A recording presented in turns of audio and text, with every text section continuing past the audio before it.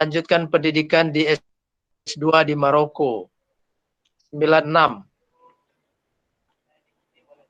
Saya sebutkan satu, namanya Pak Profesor Dr. Masnal Jazuli. Lalu yang kedua Pak Safrinal. Lalu yang ketiga ada Pak Sobhan, Pak Hafid, Baihaqi Anas, dan yang terakhir ini mungkin belum diketahui banyak teman-teman kita. Pak Hafiz dari Jambi itu sudah mendahului kita, kira-kira setahun yang lalu. Pak Hafiz ini kuliah di FES. Ya, kuliah di FES bersama dengan Pak Sobhan dan Pak Baihaqi Anas. Jadi saya 96 itu sendiri ditempatkan di Tetuan. Yang di Korowiin itu sebenarnya berdua. Tetapi yang di Usuluddin itu saya sendiri. Yang satu lagi itu di Korowiin tapi di Fakultas Syariah. Kalau saya tidak salah Pak Sobhan di situ di kuliah Syariah. Saya di Tetuan. Dan betul hari pertama saya diantar oleh Kementerian Agama ke Tetuan, ke asrama Tetuan. Malam kami nyampai dan buka puasa. Lalu paginya didaftarkan di asrama. Setelah mendaftar, pegawai dari Kementerian Wakaf itu kemudian kembali ke Rabat. Nah, saya bingung itu mau ngapain. Karena sendiri di Tetuan. Dan saking bingungnya saya sudah siap untuk tidak kuliah di Maroko. Jadi sempat terlintas, ya sudahlah saya gagal di Maroko gitu. Karena saya tidak betah kuliah di Tetuan sendirian, jauh sekali. Akhirnya siang itu saya balik ke Rabat dengan pakaian seadanya. Ini karena penuh emosi nih, jadi tidak disiapkan untuk kembali ke Rabat, penuh emosi, saya tinggalkan semuanya. Seluruh peralatan saya tinggalkan, saya kembali ke Rabat. Dan saya tidak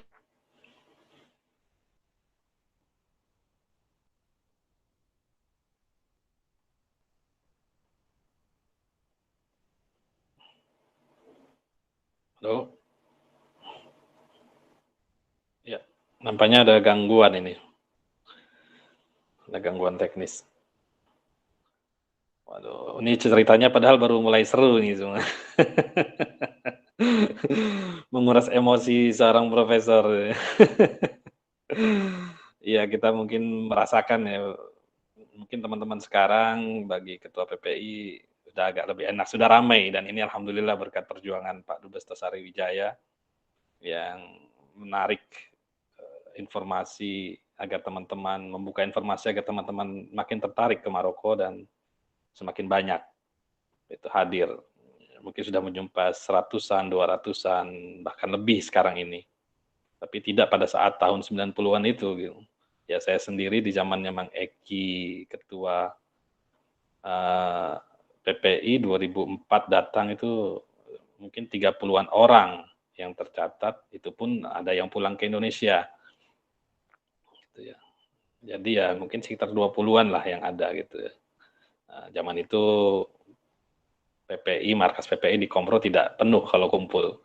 Tapi begitu zaman Pak Tosari sudah teman-teman PPI harus menyewa, pada saat-saat libur itu sudah harus menyewa kontrakan di tempat lain untuk menampung PPI, terutama sudah hadirnya teman-teman Putri ya, yang ikut meramaikan suasana dan juga membuat semangat para PPI-wan Maroko gitu ya. Baik, sambil menunggu join lagi Pak Profesor ini, mungkin ada gangguan tadi live statusnya, kita persilakan mungkin dulu Pak Dubes Tossari Wijaya untuk memberikan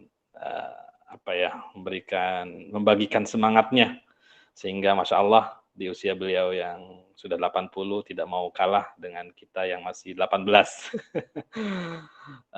Silakan Pak Dubes menyampaikan. Tafadhol. Di unmute dulu Pak Dubes. Mic-nya di unmute dulu.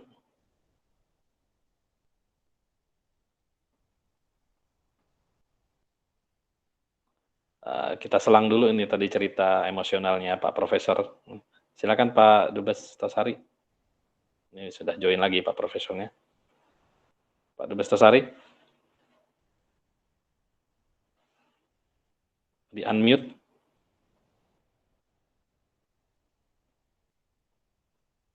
Belum ada suaranya Pak.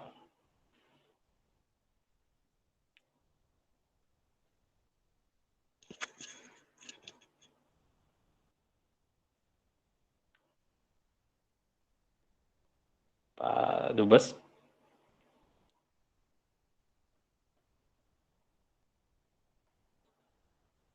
Di unmute suaranya Pak.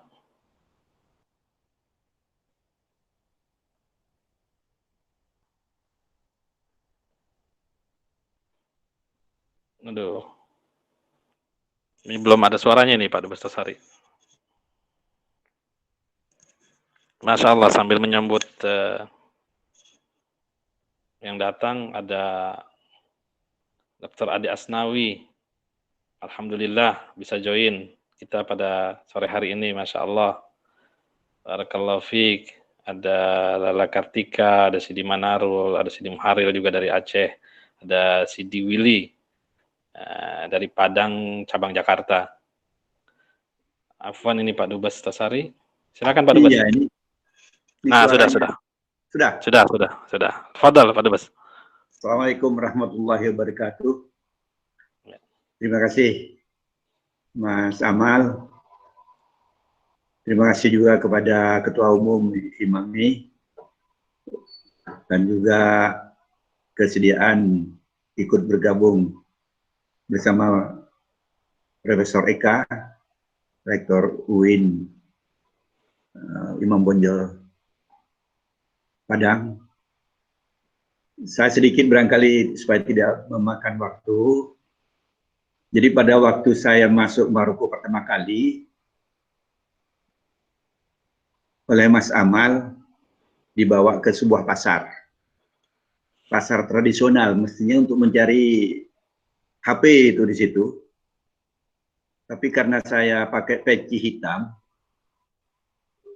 orang-orang yang jualan di pinggir jalan itu di pasar di Rabat, kepala saya itu ditunjuk-tunjuk karena saya pakai peci hitam dengan kata-kata Soekarno. Jadi dikenallah saya waktu itu sebagai orangnya Soekarno datang ke Maroko. Tapi dia tidak tahu siapa. Tapi ada yang lain menyapa saya Malaysia.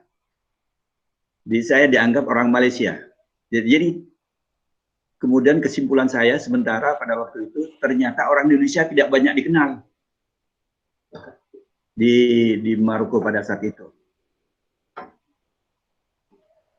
Nah, kemudian saya juga bertanya ke berunding bersama teman-teman, bagaimana caranya ini? Saya tidak mau berdiplomasi dulu, tapi untuk memperkenalkan Indonesia dulu. Gitu.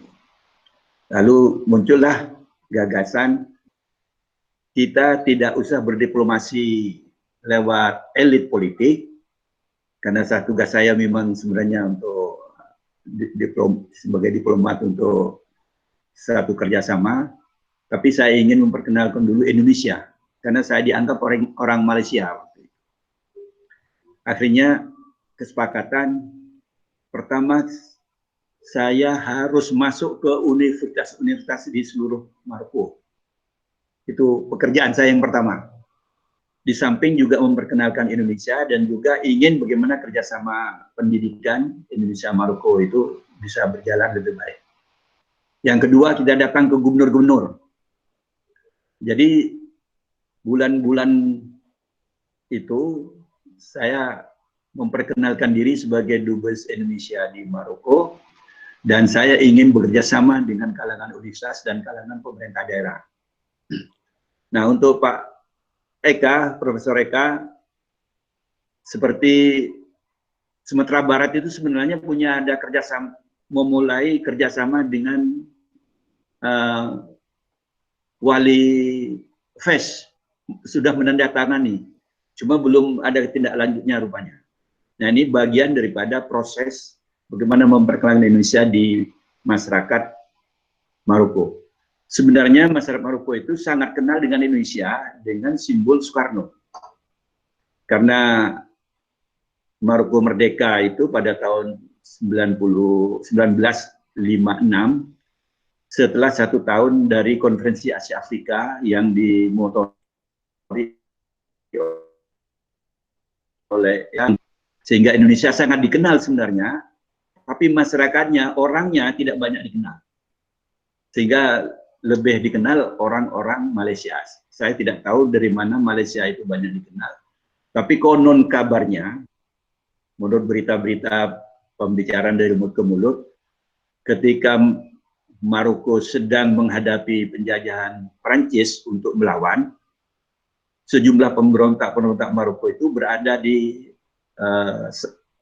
Sabah, berada di Kalimantan Utara. Dan sebagian ada di Indonesia. Nah, pemberontak-pemberontak Maroko yang akan melawan Prancis itu yang diundang oleh Soekarno untuk hadir pada acara Konferensi Asia Afrika tahun 1955. Dan itulah sebenarnya mutiara yang terpendam yang belum digali oleh dubes-dubes sebelumnya, bagaimana hubungan Indonesia-Maroko sehingga menjadi sangat akrab sampai sekarang. Dan hasil terakhir yang dibuat oleh Presiden Soekarno ketika ditanya oleh Raja Muhammad II, Muhammad V, Muhammad V menanyakan kepada Soekarno minta hadiah apa, karena Indonesia yang dipimpin oleh Soekarno telah memberikan dorongan dan menjadikan Maroko merdeka. Soekarno tidak minta apa-apa kecuali diberikan bebas visa kepada bangsa Indonesia yang akan datang Maroko. Dan Raja Muhammad pada waktu itu mengatakan setuju diberi waktu visa orang-orang Indonesia ke Maroko itu ada 3 bulan. Tapi orang Maroko yang ke Indonesia oleh pemerintah Indonesia hanya diberi 1 bulan. Dan itulah sebenarnya mutiara yang bisa memberikan sinar kepada orang-orang Indonesia untuk bisa banyak melakukan hubungan diplomasi dan sekaligus di bidang ekonomi dan khususnya di bidang pendidikan. Kalau kita pelajari lebih jauh, ternyata memang jejak ulama Maroko di Indonesia itu cukup besar, yang tidak banyak diketahui pada sebelumnya. Mungkin saya sendiri juga tidak tahu. Seperti Dalail Khairat itu ternyata ulama Maroko itu yang menyusun. Termasuk pelajaran Nahwu, tata bahasa Arab oleh Syekh Son Haji, itu juga ternyata orang Maroko yang digunakan oleh pondok-pondok pesantren. Kalau ditanya siapa yang menyusun Nahwu untuk bahasa Arab ini, hanya disebutnya tidak menyebut sebagai orang Maroko. Sebenarnya kita bisa berbuat banyak karena kita bisa melanjutkan rintisan yang telah dilakukan oleh ulama-ulama antara Indonesia dan Maroko, bahkan di bidang politisi antara hubungan Indonesia-Maroko sesudah Indonesia merdeka, kemudian Maroko merdeka. Tetapi kelemahannya adalah memang Maroko tidak banyak dikenal di Indonesia. Alhamdulillah sekarang ini sudah banyak dikenal, bahkan kalangan mahasiswa setelah saya mempunyai kesempatan melakukan kerjasama berbagai cara, bekerja sama dengan berbagai universitas, bahkan kalau tidak salah ada 17 universitas di Maroko itu yang bekerjasama dengan sejumlah universitas di Indonesia sekarang. Dan ini yang perlu kita lanjutkan. terutama oleh para senior-senior kita, seperti Profesor Eka, barangkali perlu dipertimbangkan, karena waktu saya berkunjung ke Tetuan di Fakultas Usuluddin dari Qarawiyyin itu, dia ingin membuka cabang Usuluddin Qarawiyyin di Indonesia. Jadi barangkali ini Pak Eka bisa mempertimbangkan itu untuk bisa dilanjutkan pembicaraan itu. Saya kira itu dulu Mas Amal. Banyak lagi yang bisa diceritakan, barangkali kita kesempatan yang lain kita bisa berbincang-bincang lagi. Terima kasih. Wassalamualaikum warahmatullahi wabarakatuh. Waalaikumsalam warahmatullahi wabarakatuh. Iya. Terima kasih Pak Dubes.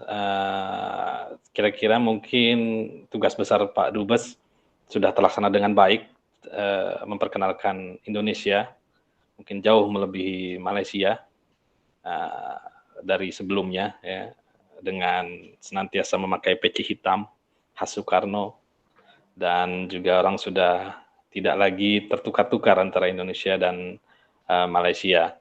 Dan tugas itu kita sama-sama saksikan dalam sejarah akhir tugas Pak Dubes, mendapatkan penghargaan bintang yang tertinggi dari Raja Muhammad VI, yang diberikan langsung di Istana Casablanca. Ya, belum pernah diraih bintang itu oleh dubes-dubes sebelumnya, karena memang Pak Dubes adalah memang dubes yang extraordinary ini melakukan tugas-tugasnya. Tinggal kita melanjutkan tentunya tahap pengenalan, informasi sudah semakin terbuka, dan tadi pesan-pesan Pak Dubes mudah-mudahan bisa kita lanjutkan bagaimana memuluskan pertukaran kerjasama ini. Kerjasama sudah terbangun, tinggal memuluskan jalurnya, saya kira, ke depan, termasuk juga sebagai informasi, saat ini Himami juga bekerja sama dengan Direktorat PD Pontren Kemenag, menggandeng dalam program yang namanya PBSB, bukan PSBB ya, kalau PSBB itu Corona, pembatasan sosial berskala besar, tapi ini PBSB, ya, program beasiswa santri berprestasi yang bekerja sama dengan Himami.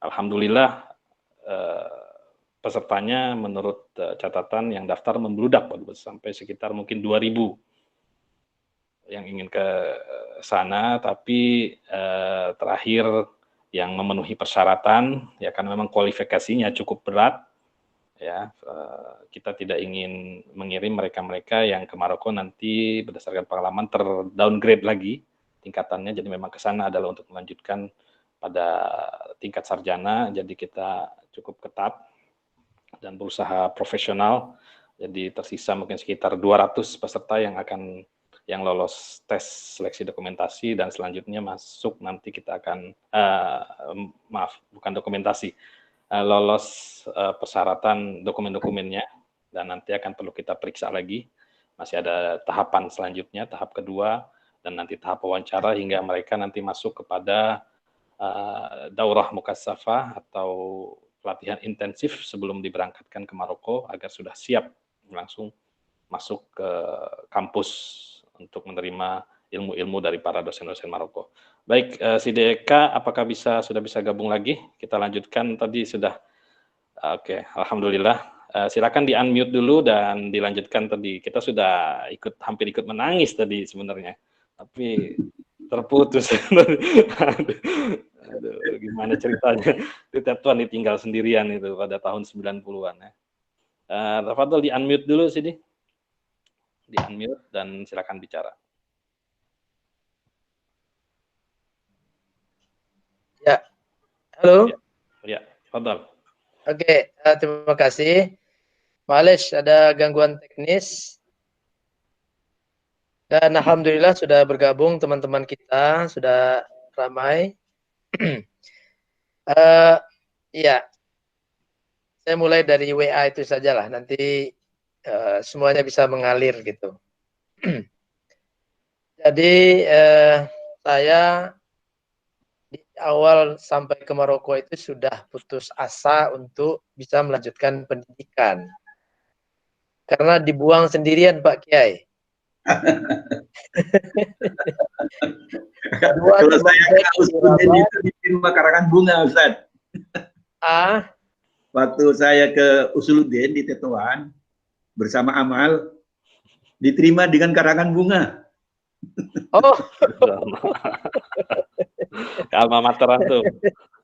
iya, iya, iya, iya, iya. Iya, Dengan musyrif dan juga dekan antum untuk saat itu masih, Ustadz Idris Khalifah. Idris Khalifah. Nah, iya. Ya. Kata Mas Willy sudah almarhum ya, Ustadz Allahu a'lam. Idris Khalifah. Allahu a'lam. Mungkin ada informasinya nanti si Willy ini. Ya. Hadir di sini. Nah, jadi Pak Kiai Didi Husnul, saya malam itu juga kembali ke Rabat. Nggak tahu apa yang mau dituju, tapi yang saya ingat itu saya punya teman di Rabat, beberapa orang yang memang sudah akrab sebelumnya. Nah, di antaranya Hatta, Amir Lamale, itu saya sudah kenal sebelumnya di Kairo. Ada Dedi Rinaldi, itu juga sudah kenal dari pesantren di Gontor. Jadi saya meraba-raba di tengah malam itu. Diantar dari Komro itu diantar oleh taksi ke asrama internasional. Tempat Pak Dedi Rinaldi dan Pak Yusuf Siddiq. Nah, pas saya sampai di asrama internasional itu, orang yang saya cari itu juga tidak ada karena mereka sedang berbuka puasa.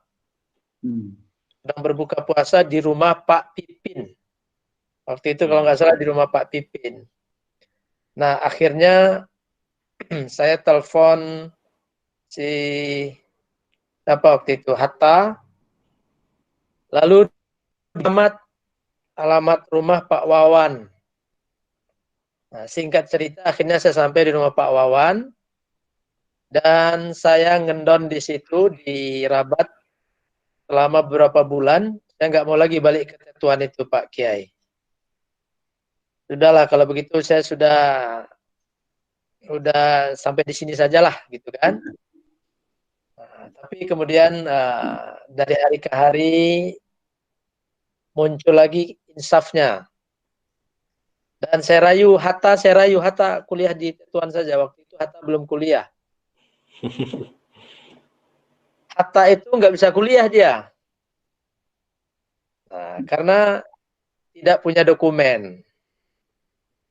Nah, lalu saya rayu, udahlah nanti kita bicarakan dengan dekan. Mudah-mudahan nanti bisa diterima di Tetuan. Nah, saya juga rayu Amir Lamale. Saya rayu juga Ridho Ar-Rashidi. Nah, Ridho ini awalnya mau ini. Mau dia untuk kuliah di Tetuan. Nah, sehingga pas saya balik ke Tetuan itu saya ditemani oleh Ridho. Saya ditemani oleh Ridho dan kemudian beberapa hari Ridho pun kembali ke Rabat. Jadi ini semua takdir Pak Kiai. Sesuatu yang kita tidak sukai, sesuatu yang kita tidak bayangkan, tapi akhirnya saya melanjutkan pendidikan di Tetuan dan setelah itu datang rombongan Willy Octaviano ini, ramai sekali. Berapa orang? 10 orang ya. Ya, datang rombongan Willy dan akhirnya sudah menjadi perkampungan Indonesia juga akhirnya di Tetuan itu. Nah, di situ kehidupan berlanjut dan semua mengalir seperti biasa. Karena mungkin saya mahasiswa pertama di situ, mahasiswa Indonesia, jadi dekan beserta pimpinan fakultas sangat apresiatif, sangat membantu, teman-teman sangat membantu. Nah, itu yang membuat saya betah. Dan pendidikan S2 ini saya lalui 2 tahun, saya masih sistem lama. 4 tahun sebenarnya. Ini yang bikin saya malas juga kuliah Pak Kiai, karena teman-teman di Rabat kuliahnya cuma 2 tahun untuk S2. Saya program 4 tahun. Tapi ya sudahlah, akhirnya saya ikuti apa adanya. Dan alhamdulillah tahun pertama saya lulus naik ke tingkat 2. Teman-teman saya dari yang rombongan IAIN Imam Bonjol Padang itu nggak tahu karena belum terbiasa dengan pendidikan di Timur Tengah. Tahun pertama semuanya belum lulus. Saya lulus. Nah, akhirnya kami sama-sama tamat 2 tahun di S2-nya.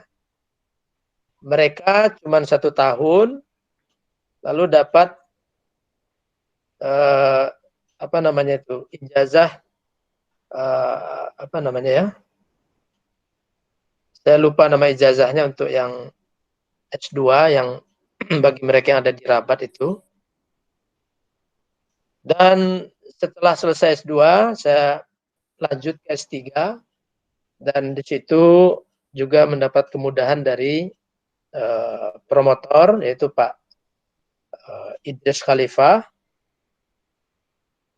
Itu terjadi tahun 1998. Nah, selama saya pendidikan di Tetuan, itu saya mendapatkan 3 beasiswa berganti-ganti, 3 beasiswa berganti-ganti. Yang pertama dari Kementerian Wakaf, itu beasiswanya cuman 4 tahun, selesai 4 tahun. 4 tahun itu pendidikan saya selesai yang S2. Lalu kemudian ketika putus, saya mendapatkan beasiswa dari Ajong. Nah, beasiswa dari Ajong ini yang sedikit penuh dinamika Pak Kiai dan teman-teman. Saya setiap libur akhir tahun itu asrama Tetuan itu ditutup. Seluruh mahasiswa asing dipindahkan ke Rabat, masuk di asrama. Nah, ketika saya juga kembali dari Tetuan, mau masuk ke asrama Rabat, itu ditolak oleh Ajong. Pertanyaannya, mereka bertanya, Anda mendaftar lewat mana? Rupanya data kami tidak ada di Ajong. Data yang mahasiswa, beasiswa dari Kementerian Agama itu, kerjasama dengan Kementerian Wakaf, itu tidak ada di Ajong. Sehingga tidak bisa difasilitasi masuk ke asrama yang ada di Rabat. Nah, akhirnya saya setiap tahun itu terlunta-lunta itu Pak Kiai.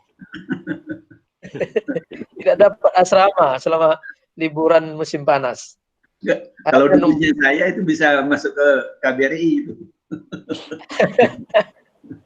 Numpang di rumah, kadang numpang di rumahnya Pak Haji Masnal, numpang di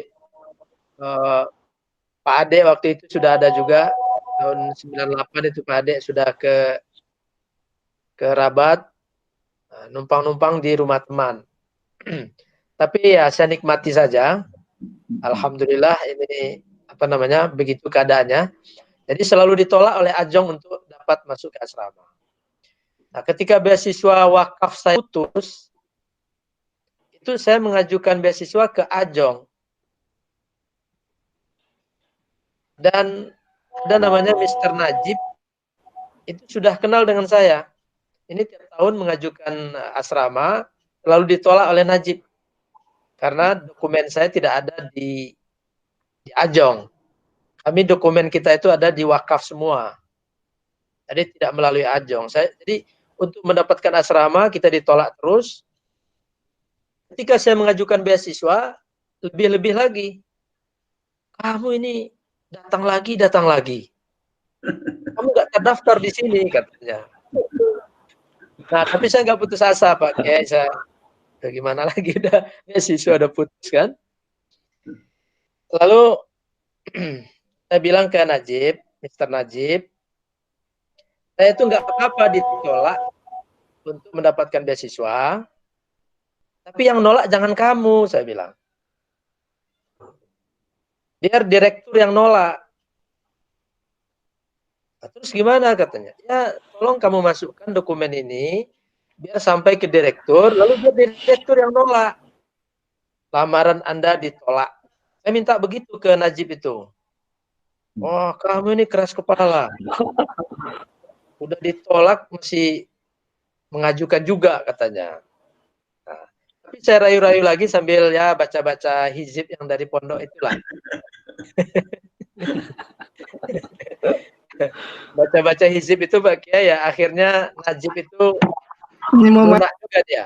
Muhammadiyah Dia ngaku ini pakai hizib. lalu dokumen saya diterima Pak Kiai dan kemudian ya udah saya terima, nanti kamu tahulah nanti pasti ditolak oleh Pak Direktur. Ya nggak apa-apa, silakan ditolak nggak apa-apa, tapi jangan kamu yang nolak, biar direktur.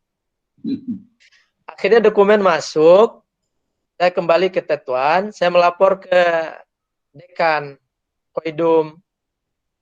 Pak gimana, saya udah nggak dapat beasiswa, saya ngelamar ke Ajong ditolak oleh pegawai di situ. Siapa namanya? Katanya. Namanya Najib. Wah itu murid saya. Ah kalau gitu gimana? Antum tolong telepon lah. Gimana gitu kan? Ya nanti saya telepon Najib, saya telepon direkturnya. Akhirnya Koidum saya itu luar biasa baiknya, ditelepon Najib, ditelepon direktur. Tapi saya sudah melupakan semua itu. Saya sudah melupakan, saya sudah hidup normal tanpa beasiswa waktu itu. Saya sudah melupakan. Sudah tahu caranya cari makan. Saya waktu itu sudah nggak boleh tinggal di asrama Pak Kiai. Saya sudah diusir di asrama karena sudah 4 tahun. Sudah ditambah juga setahun. Lalu putus beasiswa. Dan saya tinggal di rumah teman, di rumah pamannya teman. Jadi penderitaan saya itu nggak ada yang tahu Pak Kiai. Jadi mereka menyangka saya itu tanpa beban, tanpa penderitaan. Padahal penderitaan saya itu kalau nangisnya itu ke dalam aja gitu, nggak keluar air matanya. Gitu. Allah. Lalu di bulan Juni saya dapat telepon dari Usuluddin. Namanya Bapak Syarif, Sayyid Syarif, saya nggak tahu apakah masih hidup. Syarif itu nelpon, Ika, Falhal, Zayak. Zayak ya, bukan ya? Zayak Mesir. Zayak Mesir. Kapan kamu kerabat katanya? Ngapain kerabat? Saya bilang. Wah, kamu nggak tahu? Enggak. Ini beasiswa kamu keluar. Beasiswa mana? Beasiswa Ajong katanya. Masya Allah, alhamdulillah saya bilang. Langsung saya lari dari Martil itu. Saya tinggal di Martil waktu itu. Di Martil di ujungnya lagi. Tinggal di bawah. Di situ kalau malam hari itu keluar itu makhluk-makhluk yang kecil-kecil itu Pak Sari. Ya. Makhluk kecil-kecil itu, apa namanya, tikus kecil-kecil itu keluar. Saya lari langsung ke Usuluddin dan kemudian dikasih tahu bahwa kamu harus segera kerabat, ngambil beasiswa Ajong. Dan akhirnya saya segera kerabat, kemudian mengurus, dan saya mendapatkan beasiswa itu langsung 7 bulan. Jadi dirapel itu dari September sampai ke bulan apa ya? Bulan Juli apa bulan apa? Jadi ngerapel. Ngerapel dan saya kaya sekali waktu itu Pak Kiai, alhamdulillah. Langsung paling kaya sedunia ya. Nah, dapat beasiswa itu. Itu penderitaannya. Lalu kemudian ketika sedang 98 saya beasiswa Ajong putus. Kan dia cuma 2 tahun. 97 putus, 98 saya kehilangan beasiswa lagi. Tapi tiba-tiba Kementerian Agama mengusulkan untuk dapat beasiswa dari ISESCO. Akhirnya saya dapat beasiswa dari ISESCO. Dan saya juga sudah terdaftar di S3, sudah aman, saya ingin kembali ke Indonesia. Tapi gimana caranya kalau saya kembali ke Indonesia, beasiswa ISESCO saya pasti putus. Akhirnya saya dapat ilham waktu itu, beasiswa itu tidak saya ambil per bulan ke ISESCO, tetapi ditransfer ke rekening milik kedutaan. Saya memang sengaja pinjam rekeningnya Pak Wawan. Jadi beasiswa itu masuk ke rekening, kan dia pasti percaya, ini kan diplomat, nggak mungkin diplomat ini bohong atau apa gitu kan. Akhirnya beasiswa masuk ke situ, dan saya kembali ke Indonesia. 68 saya kembali ke Indonesia, setahun penuh beasiswa ngisi terus ke rekeningnya Pak Wawan. Ngisi terus. Nah di Indonesia, rencana pertama itu mau menikah, rencana kedua ikut seleksi untuk PNS. Nah, yang pertama itu gagal, yang kedua seleksi PNS berhasil. Maka 1999 saya lulus jadi PNS dan bekerja di IAIN Membojol Padang. Waktu itu saya tidak terbayang bekerja di IAIN Membojol Padang karena saya bukan warga IAIN Membojol Padang. Saya tidak punya darah apapun dengan ikatan apapun dengan IAIN Membojol Padang. Tapi itu hanya instruksi dari Kementerian Agama, silahkan ke IAIN Membojol Padang. Nah, saya jadi PNS, lalu di 1999 itu ada sebenarnya masalah pelik saya di kampus. Ini mungkin banyak yang tidak tahu, masalah pelik.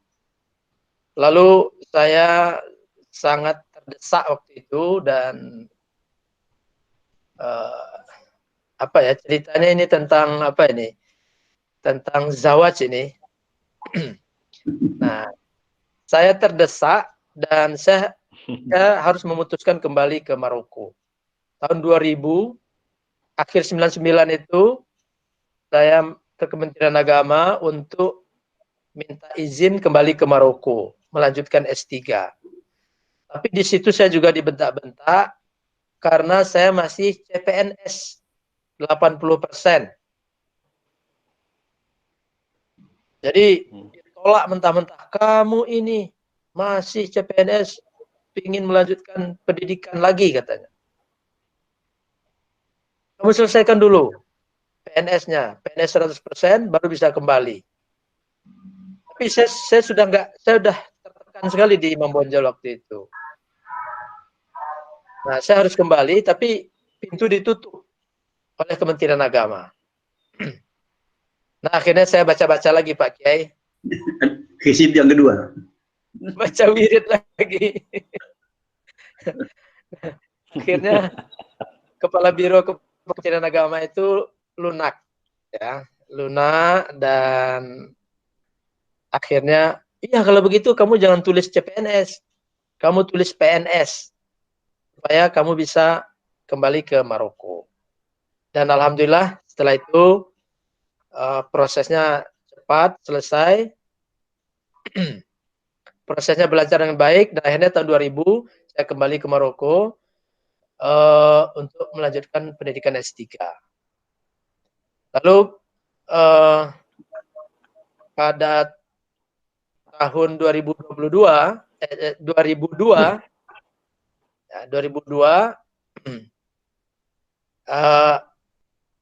saya kembali ke Indonesia untuk menikah.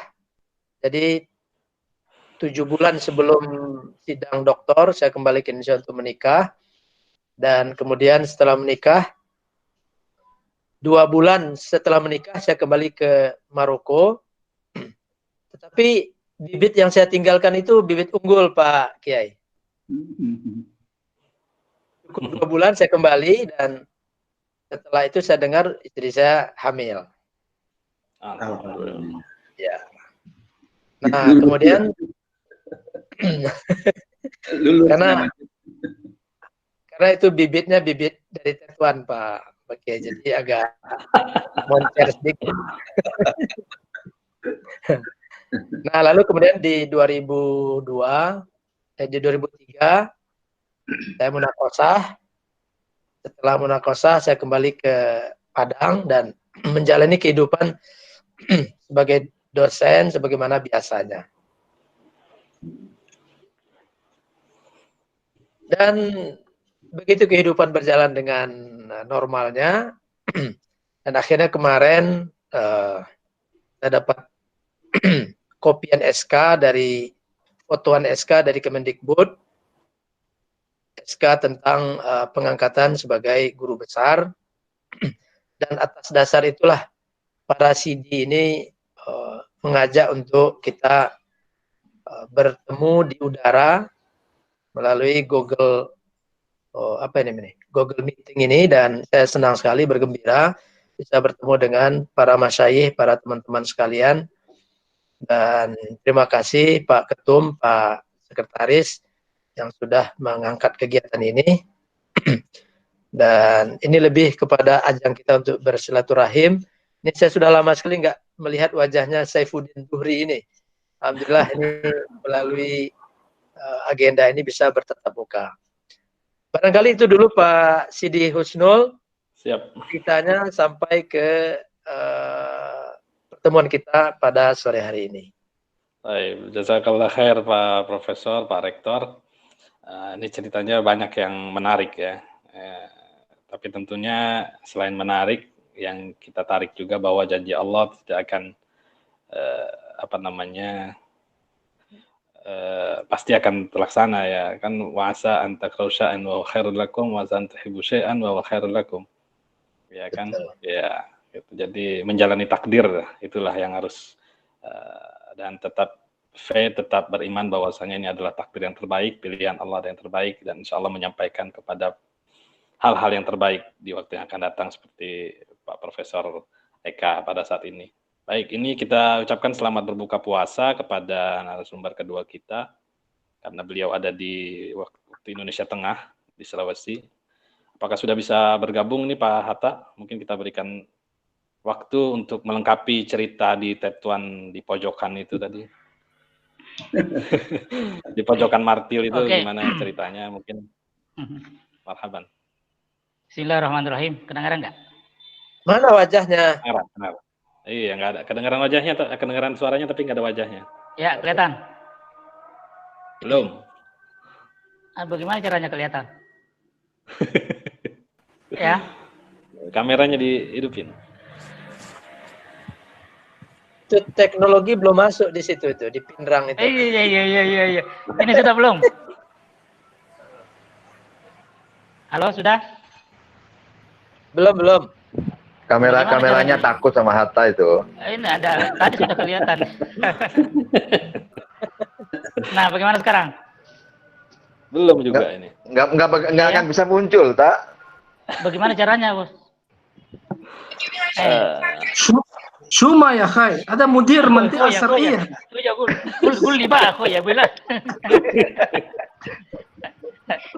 Di mana caranya nih, Bos? Di tap aja videonya, kan ada gambar. Di tap gambar. Di tap layarnya, di tap kan nanti keluar ada mikrofon, ada kamera. Itu kameranya mungkin Ada masih mikrofon, mati. ada stop, ada kamera. Nah, kamera sudah hidup nih. Ewa. Iya, kelihatan. Belum. Halo. Belum. Masa? Belum sih lihat. Bentar dulu. Kenapa bukan dari tadi?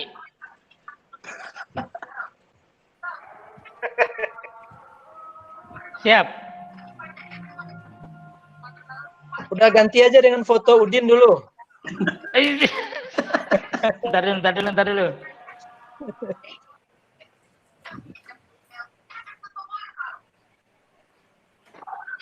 Sambil lanjut ngobrol dulu, Sidi Hatta, silakan. Masuk sambil mencari-cari kamera. Ya, ngobrol dulu, Pak Hatta. Baik. Kalau gitu, Gimana nih, kita berikan kesempatan dulu yang lain. Pak Hatta, gimana? Ya. Sudah ketemu kameranya? Sudah ketemu kameranya, tapi entah sudah kelihatan belum di situ. Di sini belum kelihatan. Nih. Oke, nggak apa-apa lah, suaranya aja dulu nggak apa-apa. Ya, lanjut aja, lanjut. Oke ya. Ya. Bismillahirrahmanirrahim. Assalamualaikum warahmatullahi wabarakatuh. Waalaikumsalam. Waalaikumsalam warahmatullahi. Alhamdulillahilladzi bi ni'matihi tatimmus shalihat. Wassalatu wassalamu ala asyrafil anbiya wal mursalin. Sayyidina Muhammadin wa ala alihi wa sahbihi wa mawala amma ba'd.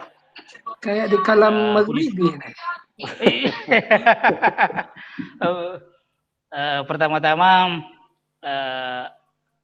perkenankan saya ingin mengucapkan selamat kepada Himami atas lahirnya guru besar baru di tubuh Himami, yaitu Sidi Akhuna Dr. Profesor Dr. Eka Putra Wirman. Dan mungkin beliau inilah yang pertama meraih gelar atau penganugerahan guru besar dari kalangan teman-teman kita di PPI. Mudah-mudahan yang lain segera akan menyusul beliau. Dan kepada Profesor Eka, selamat. Semoga ini adalah kebaikan-kebaikan yang lain dan masih akan banyak lagi kebaikan yang akan menyusul, insya Allah. Amin ya rabbal alamin. Amin. Ini kameranya belum kelihatan juga ya? Nggak enak saya. Nggak apa-apa lah, suara antum udah cukup merdu kita dengarkan. Jangan-jangan sengaja ini, Sidi Hatta. Ada siapa di samping? Nggak enak katanya, di sini belum buka puasa tapi di sana lagi takjil.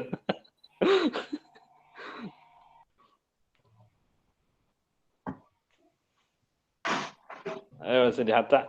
Fina khoya. Kamil khoya. Itu mungkin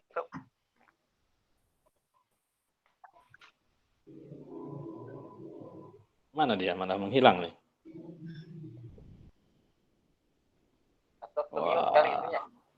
Oh enggak, dia left dia. Dia malah keluar dia. Mungkin coba keluar nanti masuk lagi dia. Baik, kita kasih kesempatan mungkin untuk teman kita Ketua PPI di Maroko untuk Sidi Hasan. Ya. Sidi Hasan. Tafadhol. Ya, hadir. Kalau ingin mau bertanya atau bagaimana, mungkin cerita perbedaan dulu dan sekarang gitu. Tafadhol. Baik Ustaz. Tidak 5 menit ya. Baik. Terima kasih kepada Sidi Husnul Amal selaku moderator. Assalamualaikum warahmatullahi wabarakatuh. Waalaikumsalam warahmatullahi. Tahiyati kepada para sahadat-sahadat di Himami, para dakatirah, terutama Bapak Dubes terdahulu yaitu Bapak Tosari Wijaya yang ikut serta hadir di sini, walaupun saya tidak mengalami masa beliau, tapi terasa jejak atau peran-perannya yang sampai saat ini memang kami pelajar Indonesia rasakan seperti itu. Dan saya ucapkan selamat dan sukses atas jabatan baru kepada Profesor Dr. Eka Putra Wirman selaku rektor di UIN Imam Bonjol, yang mana kalau saya baca sekilas tentang sejarahnya, beliau juga pernah menjadi ketua PPI Maroko. Artinya satu sisi menjadi motivasi buat saya sendiri selaku ketua PPI Maroko masa jabatan 2019-2020 untuk benar-benar giat untuk selalu berfokus kepada belajar, sehingga capaian-capaian yang didapatkan oleh para senior-senior sekarang ini merupakan cerminan dari kita para junior yang berada di Maroko saat ini. Kemudian saya ucapkan terima kasih kepada Himami, terutama kepada Ketua Bapak Dr. Muhammad Ilyas Marwal beserta jajaran pengurus Himami lainnya yang alhamdulillah sangat baik sekali hubungannya dengan PPI Maroko, dan pada kali ini juga merupakan kesempatan yang beberapa kali berkolaborasi antara Himami dengan PPI, yaitu program Atai wa Harirah. Saya kira mungkin ini menjadi dua pertanyaan. Sepertinya dari para alumni Himami ini sedang bernostalgia atau belum bisa move on dari Maroko sehingga mengambil istilah Atai wa Harirah seperti ini. Ya, ya saya ucapkan selamat berbuka puasa yang berada di Indonesia, terutama di daerah Indonesia Tengah ya. Kalau ada Harirah sih silahkan disantap, kalau tidak ada mungkin diganti dengan makanan Indonesia lainnya. Baik, terima kasih kepada semua jajaran Himami yang ada di sini. Walaupun sebenarnya kita belum pernah bertatap muka, atau ada sebagian bertatap muka, terutama Bapak Ketua sendiri, Bapak Ilyas Marwal, yang sudah sering kali bertemu dengan saya, selalu mengadakan kumpulan dengan PPI Maroko, membahas hal-hal yang perlu dikolaborasikan, diadakan kerjasama antara PPI dan Himami Maroko. Dan alhamdulillah PPI Maroko sendiri sudah merasakan peran Himami semenjak dirintisnya Himami pada tahun sebelumnya, sehingga menurut saya Himami ini benar-benar sangat dibutuhkan oleh PPI. Oleh karena itu sebagai organisasi perhimpunan pelajar yang berada di Maroko, Himami merupakan salah satu garis koordinasi, garis fokus kerjasama dengan PPI agar PPI Maroko ini tetap eksis, dikenal khalayak umum seperti itu. Dan banyak sekali program-program yang sudah dikolaborasikan, terutama program yang baru saja kita semua simak, kita semua ketahui, yaitu informasi seputar beasiswa PBSB. Ini merupakan satu hal yang sangat ditunggu-tunggu sekali bagi mahasiswa Indonesia ataupun pelajar-pelajar Indonesia yang ingin melanjutkan sekolahnya di Maroko. Saya ucapkan beribu-ribu terima kasih, inisiatif yang bagus, kerjasama yang luar biasa dengan pihak Pontren seperti itu.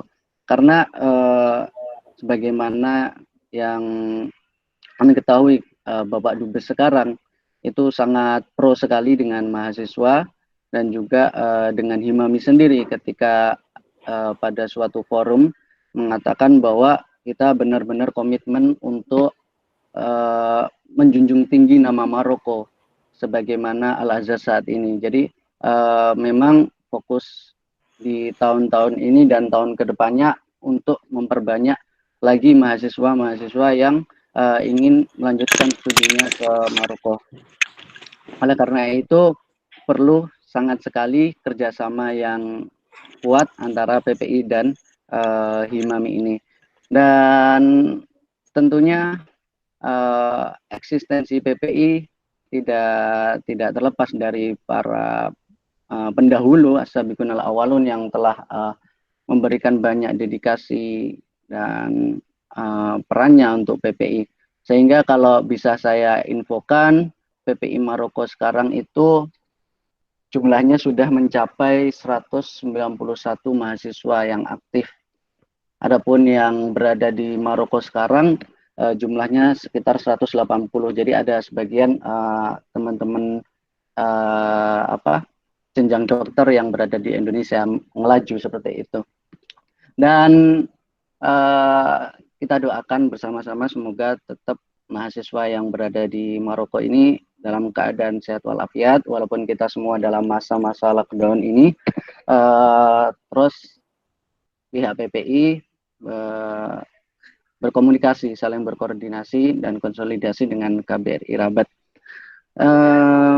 mungkin itu saja yang bisa saya sampaikan. Sidi, doa yang terbaik untuk kita semua agar PPI Maroko ini dengan cita-citanya yang tinggi bisa tercapai.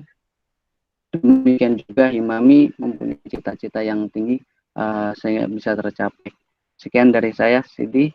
Al-afu minkum, wallahu yaufiquna ila ma yuhibbu wa yurdah. Assalamualaikum warahmatullahi wabarakatuh. Waalaikumsalam warahmatullahi wabarakatuh. Senang sekali mendengar semangat dari teman-teman PPI.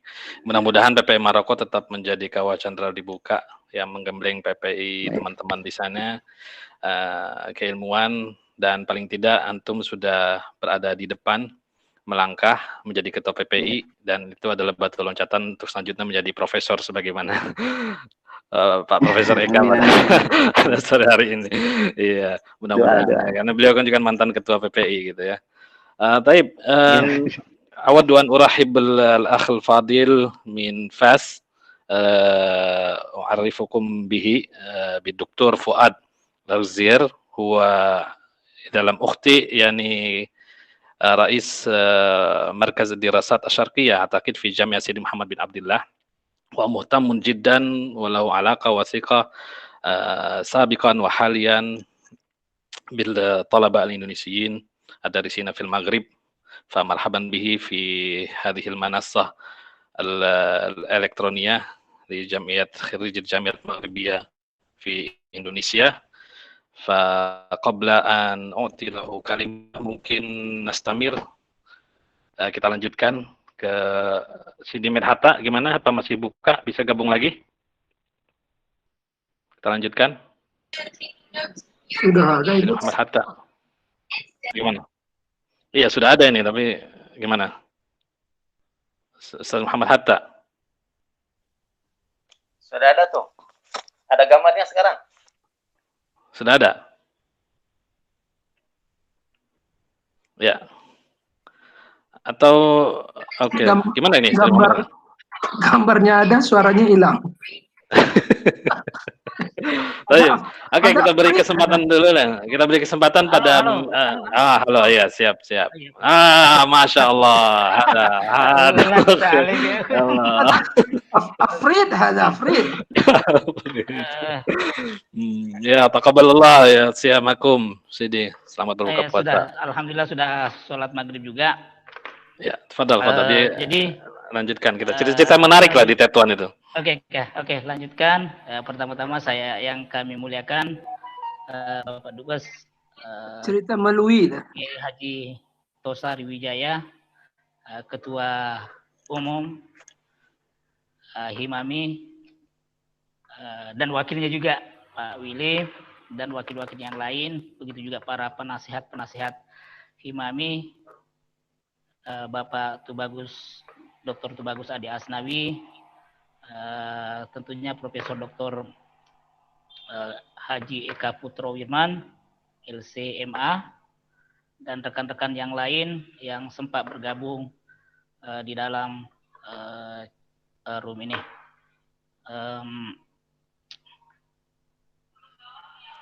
Obrolan santai, cerita-cerita santai saja ya. Ya, jadi namanya? Kira-kira apakah ada satu cerita yang menarik selama antum bergaul dengan saya gitu saya mengenal Profesor Sidi Eka itu sudah lama sekali, sekitar 30 tahun, lebih dari 30 tahun yang lalu. Karena kami dulu sama-sama satu tingkatan lah, satu periode datang sama-sama ke Kairo. Sekitar tahun akhir 80-an. Saya sendiri datang ke Kairo tahun 1989. Kami ketemu di sana dan banyak berinteraksi lah sama beliau, karena kebetulan juga kami satu fakultas di Universitas Al-Azhar, yaitu di Qarawin.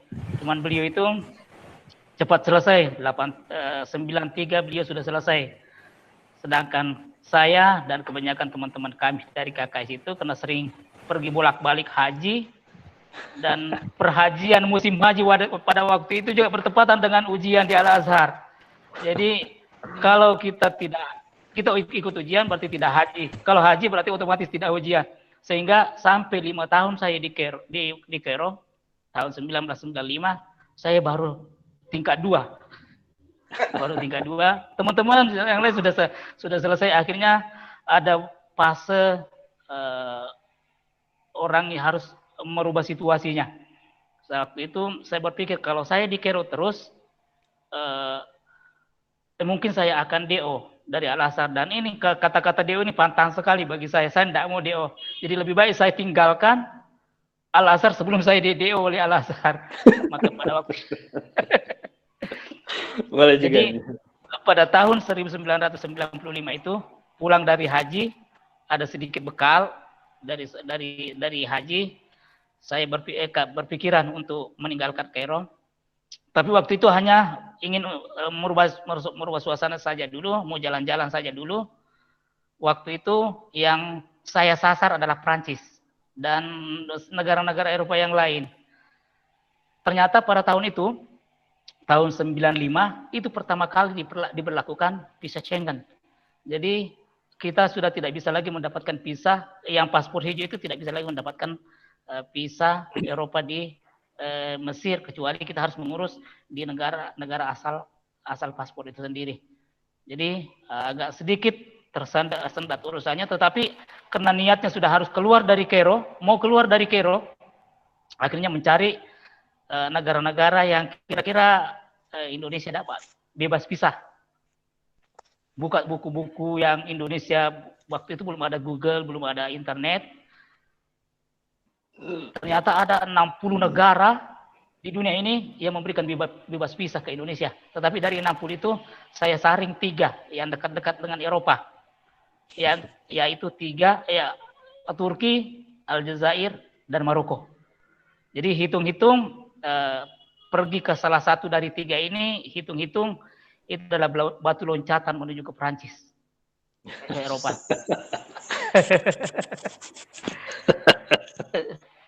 Jadi terus ditimbang-timbang lagi 3 ini. Waktu itu masih saya sendiri saja mau berangkat. Mau ke Turki kelihatannya lebih dekat ke Eropa. Tapi Turki itu fanatik bahasanya. Dia tidak bisa bahasa Inggris, tidak bisa juga bahasa Arab. Terus ketiga-tiganya tidak ada kenal siapapun di sana. Baik di Maroko, di Turki dan Aljazair tidak ada kontak, tidak ada kenal siapapun di sana. Akhirnya karena kedekatan bahasanya, karena Maroko juga itu adalah berbahasa Arab dan basic kita di Mesir itu juga adalah bahasa Arab, akhirnya saya memilih memilih Maroko. Aljazair waktu itu sudah dicoret dari awal karena lagi bentrok, lagi tidak stabil negaranya pada waktu itu. Akhirnya memilih Maroko. Jadi begitu dipikirkan, hari ini diputuskan ke Maroko, besoknya beli tiket, ditentukan mau tanggal 26 Juli berangkat ke Maroko. Kenapa? Sehari sebelum berangkat ada teman Amir Lamale. Saya dengar dari teman yang lain bahwa Amir Lamale itu mau ke Turki. Jadi saya panggil, Amir mau kemana? Katanya mau ke Turki. Saya bilang, ngapain ke Turki? Katanya, mau ada teman saya di sana namanya Irwan. Saya bilang, Irwan itu di Turki menghafal. Kamu bisa nggak menghafal Al-Quran? Katanya, nggak bisa. Saya bilang, nggak usahlah ke Turki. Mending ikut saya sama saya aja. Katanya, kemana kita? Saya bilang, kita ke Eropa. Benar katanya nih. Saya bilang, iya. Sama mana uangmu? Karena sama-sama pulang dari haji, akhirnya diserahkan semuanya uangnya sama saya. Saya pergi belikan tiket. Tapi tiket ke Maroko sama dengan tiket saya. Jadi besoknya berangkat. Kami berangkat ke Maroko itu tanggal 26 Juni. Saya ingat itu persis sehari setelah usaha pembunuhan Hosni Mubarak di Addis Ababa. Tahun 1995. Jadi datang ke Maroko, di bandara juga agak ketat pemeriksaan, sampai ke Maroko. Di Maroko ternyata saya melihat suasana Maroko itu unik, lain, berbeda dengan suasana di Maroko. Terus di Maroko itu tadi tidak kenal siapa-siapa di sana. Akhirnya memutuskan mencari peta, mencari alamat KBRI kita, dan datang ke KBRI. Dan pertama kali ketemu di KBRI sana itu adalah ada lokastaf namanya almarhum Pak Nurdin. Beliau itu sangat welcome sekali dan sangat care sekali sama saya sama Amir waktu itu. Akhirnya dibawa pulang dari kantor langsung ke rumah beliau. Di rumah beliau kami tinggal di sini. Akhirnya setelah itu kami mulai diperkenalkan dengan teman-teman mahasiswa yang belajar di Maroko pada waktu itu. Waktu itu hanya 6 mahasiswa Indonesia aktif belajar di Maroko. Jadi saya sama Amir Malik Lamali itu datang nomor 6, nomor 7 dan nomor 8 mahasiswa Indonesia di Maroko. Dan waktu itu juga ketika ditanya setelah beberapa hari di sana, apa tujuannya datang ke sini? Jadi tentu saya tidak akan mengatakan bahwa saya ke sini hanya untuk jalan-jalan dan hanya ingin mengambil sebagai betulan cantat ke Eropa, karena kenyataannya juga kelihatannya saya juga sudah mentok di Maroko, tidak bisa lagi bergerak. Sudah bisa bergerak. Akhirnya menyampaikan aspirasi kepada teman-teman, bagaimana kalau saya kuliah di sini, bisa ada nggak kesempatan? Katanya bisa saja. Waktu itu KBRI juga karena belum terbiasa beradaptasi dengan mahasiswa, jadi kelihatan sekali ini Pak Dubes, Pak Tosari, jadi kelihatan. Jadi di mata kami itu KBRI waktu itu tidak care dengan kami. Mohon maaf, tidak care dengan kami. Dan saya juga perhatikan mahasiswa, 6 orang mahasiswa di situ itu tidak terlalu dekat-dekat juga dengan itu. Bahkan banyak cerita-cerita yang minus tentang KBRI, mereka tidak terlalu dekat dengan KBRI. Dan memang KBRI juga waktu itu belum banyak beradaptasi dengan pihak-pihak Maroko, terutama di kuliah-kuliah. Jadi kalau kita datang mengatakan ingin kuliah, KBRI belum terlalu mengetahui prosedurnya, dan mungkin juga KBRI ingin mengetahui sejauh mana keseriusan kita mau belajar di sana. Dan terus terang saya datang ke Maroko itu tidak bawa berkas apa-apa, karena saya masih status terdaftar di Al-Azhar, tingkat 2 di Al-Azhar. Berkas-berkas saya semuanya masih di Al-Azhar. Tapi akhirnya singkat cerita dilewati setahun saya tidak bisa kuliah di Maroko. Menganggur setahun. 96 tiba-tiba datang rombongan dari Kementerian Agama, yaitu rombongan dosen-dosen. Ada 6 orang. Salah satunya adalah Profesor Dr. Eka tadi itu, yang kami sudah kenal sebelumnya. Jadi begitu ketemu langsung akrab saja.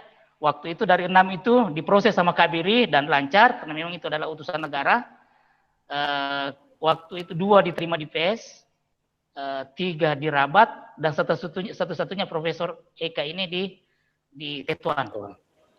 Ya, beliau berangkat ke sana. Akhirnya seperti diceritakan tadi bahwa beliau juga rupanya kesepian di sana dan kembali membujuk saya.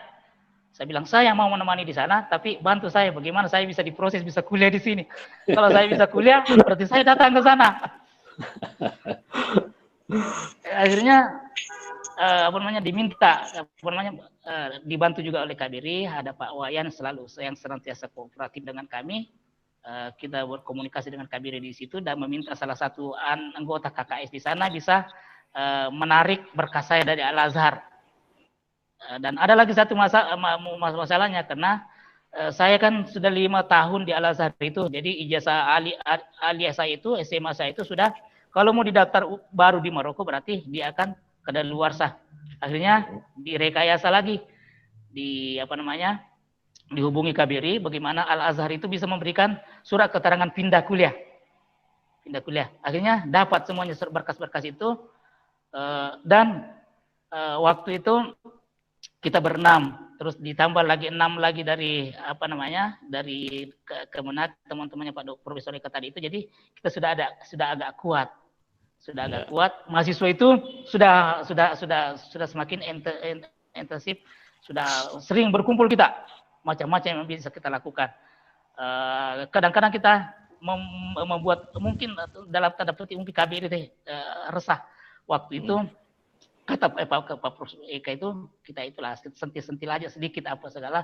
Jadi waktu itu saya sama Pak Profesor Eka membuat satu majalah namanya Zoom Mediterane. Dan isinya itu Zoom Mediterane itu semuanya kalau tidak semuanya KBRI, tapi hal-hal yang tidak terlalu itu meresahkan bagi KBRI.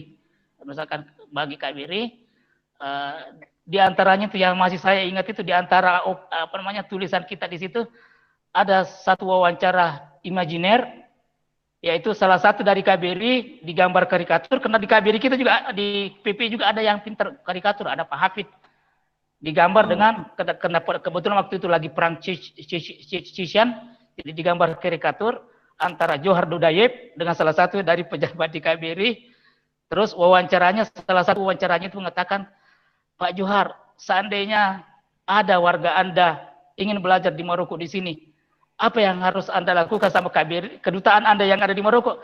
Kata Pak Johar, pasti saya akan mempush mereka, saya akan memerintahkan kepada mereka agar diurus. Ya, walhasil, waktu itu yang saya ketahui dan saya dapat info bahwa duta besarnya sendiri yang mengantar berkas saya ke Tetuan dan ke Muhammad V dan ke Ajon. Dan waktu itu tahun 1997 saya diterima di dua tempat. Amir Malek sudah diterima di Muhammad V, saya diterima di Muhammad V, diterima juga di Tetuan. Jadi pertama-tama sebelum datang Eka ke Rabat, saya mulai masuk dulu ke Muhammad V di Tetuan. Tapi di surat rukhsah dari Ajon itu saya dinyatakan diterima di tingkat 2 karena pindahan dari Al-Azhar. Tapi kenyataannya di dalam kuliah kata dosennya kamu di tingkat 1 saja dulu, nanti kalau ada perkembangan baru dibawa naik ke tingkat 2. Terus minggu itu datang Pak Profesor Eka dari Tetuan. Bagaimana? Saya bilang, kita berangkat ke Tetuan nanti malam. Saya bilang, oke. Terus tanya dulu, saya bilang di sana kuliahnya, apakah mau menerima saya tingkat 2 di sana? Katanya, pasti, katanya insya Allah diterima. Akhirnya berangkat lagi bersama Prof. Eka itu ke Tetuan. Akhirnya kami melanjutkan pendidikan di Tetuan di fakultas yang sama dengan Profesor Eka. Beliau di Silkitalis magister, saya masuk di S1-nya waktu itu, tapi langsung di tingkat 2. Jadi 1 tahun kuliah di Maroko itu, karena waktu itu di Maroko itu ada namanya Silkil Awal, Silkil Tani, itu masih program lama di ijazah itu. Jadi di tingkat 2 itu kami sudah mendapatkan sertifikat. Jadi setahun saya di Maroko sudah dapat sertifikat kayak BA lah mungkin kalau Indonesia, atau 2 tahun di atas SMA. Ya, 2 tahun di SMA. Halo ya, Afan Sidata. Ya, kita langsung melompat saja. Kira-kira apa catatan yang paling indah dalam kenangan Sidata bersama Profesor Eka ini? Jadi selama saya bersama dengan Profesor Eka itu semuanya indah. Karena semuanya indah. Jadi selama kami di Tetuan ada 1 tahun lebih mungkin kami hanya berdua saja. Kemana-mana kami di Tetuan itu hanya berdua. Jadi beliau tinggal di asrama, waktu itu masih tinggal di asrama, karena saya waktu itu kan tidak dapat asrama, tidak dapat beasiswa juga. Jadi dengan urungan-urungan kebaikan Muhsinin dari Rabat itu, saya bisa nyewa hotel 1 tahun di Rabat, di Tetuan. Saya itu mahasiswa hotel. Saya tinggal, dan Profesor Eka kadang-kadang datang ke sana, sama-sama di sana, kita selalu bergabung. Nanti kemudian 1 tahun atau 2 tahun setelah itu baru datang rombongan lain dari Kementerian Agama juga, diantaranya adalah Pak Ustaz Willy, Dr. Willy juga, dan teman-temannya Ustaz Nasrullah Jasam. Singkatnya, waktu itu Tetuan itu yang paling ramai dari semua tempat-tempat mahasiswa Indonesia di Maroko itu, Tetuan itu yang paling ramai. Jadi kalau misalnya di KBRI itu diadakan acara-acara event-event olahraga misalnya, itu tidak ada yang berani, dari daerah-daerah lain itu tidak ada yang berani melawan Tetuan. Ya. Oposisi itu selalu juara. Dan kalaupun ada mewakili Indonesia, pasti kebanyakan itu adalah squad-squadnya dari Tetuan semuanya. Jadi ringkasnya, Profesor Eka itu dia sangat bukan saja dikesan sama orang-orang yang ada di Fakultas Usuluddin di sana itu, tapi mahasiswa-mahasiswa baik teman-temannya yang sudah S3 pada waktu itu maupun yang masih S1 pada waktu itu, semuanya mengenal beliau dan semuanya terkesan beliau. Bahkan waktu setiap saya ketemu dengan Idris Khalifa, karena kebetulan Idris Khalifa juga adalah pembimbing saya mulai dari skripsi, tesis, bahkan sampai ke Utruha kemarin masih beliau. Yang Utruha saya itu yang waktu itu Pak Dubes Tosari sudah datang, saya sudah diumumkan itu mau di sidang, tinggal hari -3 baru apa namanya, Pak Idris Khalifa menelpon ke KBRI bahwa persidangan disertasi saya ditunda sampai batas waktu yang belum ditentukan. Nah, saya pada waktu itu, saya dan istri saya sudah merencanakan dan sudah beli tiket bahwa begitu selesai sidang besok hari ini, besoknya itu sudah ada tiket ke Indonesia. Jadi tidak ada pilihan. Jadi begitu dibatalkan, saya langsung tinggalkan. Nah, masih pernah ada beberapa kali untuk usaha untuk lanjutkan, tetapi waktu itu sudah dijanji juga sama Idris Khalifa, tapi la qadrallah tidak sampai setahun kemudian itu di demo Idris Khalifa dan lengser dari Fakultas Usuluddin, dan kemudian Fakultas Usuluddin juga Korwin juga itu tiba-tiba beralih menjadi Abdul Malik, digabungkan ke Abdul Malik Sadis, dan sampai sekarang itu uturah saya itu sudah terkatung-katung sampai sudah ada 5 tahun sampai 5 tahun atau 7 tahun sampai sekarang dari 2010. Padahal itu sudah dicetak semuanya. Jadi apa namanya? Saya setiap ketemu Idris Khalifa itu beliau bertanya, "Enak putra-putra." Itu yang paling terkesan. Maksudnya adalah Profesor Eka Putra. Mungkin tidak teratur dan terlalu panjang. Mudah-mudahan karena ini adalah ngobrol-ngobrol, kita saling mengisi. Terima kasih untuk saya pada kesempatan ini. Minallahil musta'an wal ihtiqlan. Wassalamualaikum warahmatullahi wabarakatuh. Waalaikumsalam warahmatullahi wabarakatuh. Ini syukur jazilan Sidi Hatta, ceritanya tentu semua indah ya bersama Profesor Eka. Walaupun cerita disertasi Sidi Hatta tidak seindah.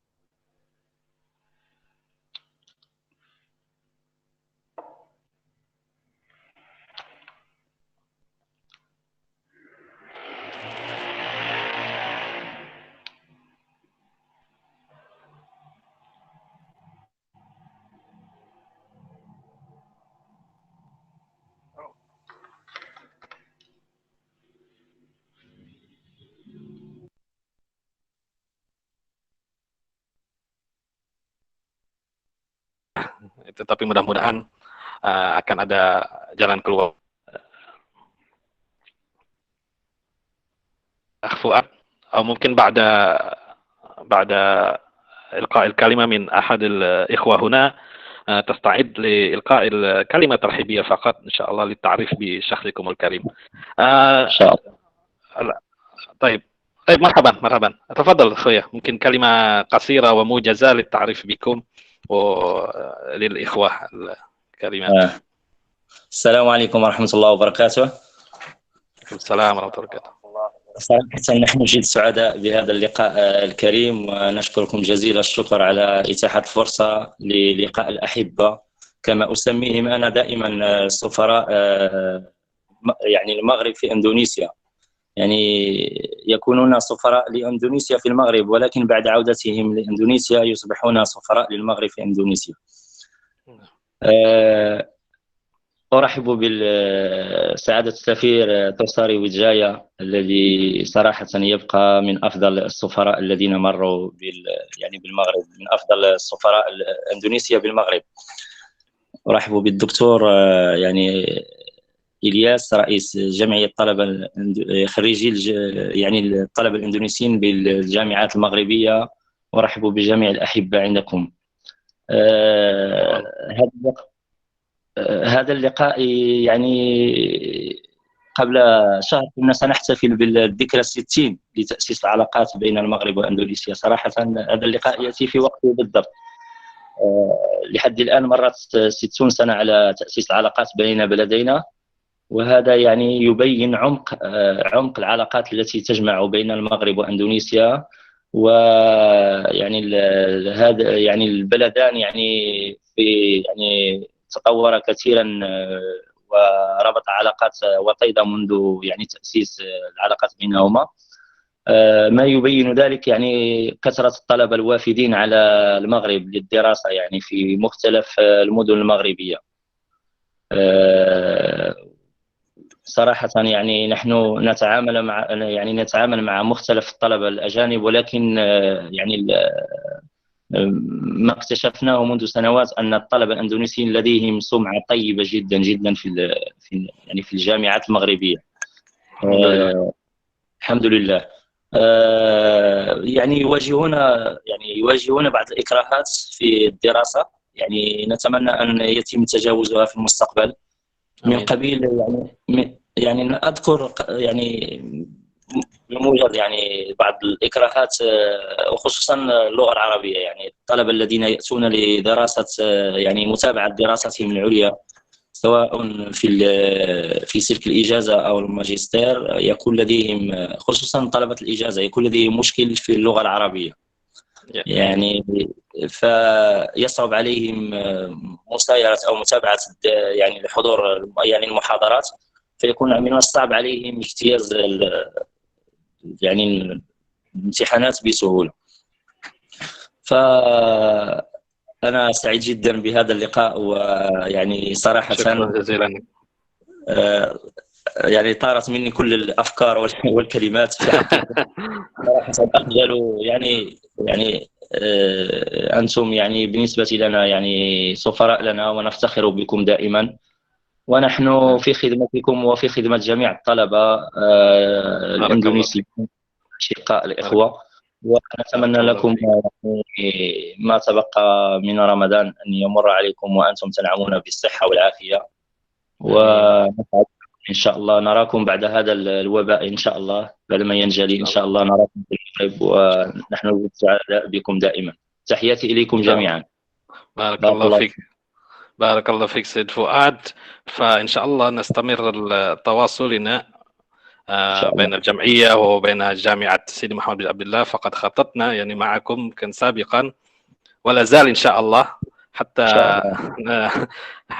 مر علينا الوباء يعني سنحتفل سويا، نعقد سويا برنامج مشترك في الاحتفال بذكرى 60 للعلاقات بين إندونيسيا والمغرب في جامعتكم في فاس إن شاء الله. وشكرا على مشاركتكم القيمة، ورمضان مبارك كريم. Ramadan Mubarak Karim. Baik, selanjutnya kami berikan kepada nih konsul-konsul Tetwan, tafadhal yang mau bicara. Ada Sidi Saifuddin, ada Sidi Willy.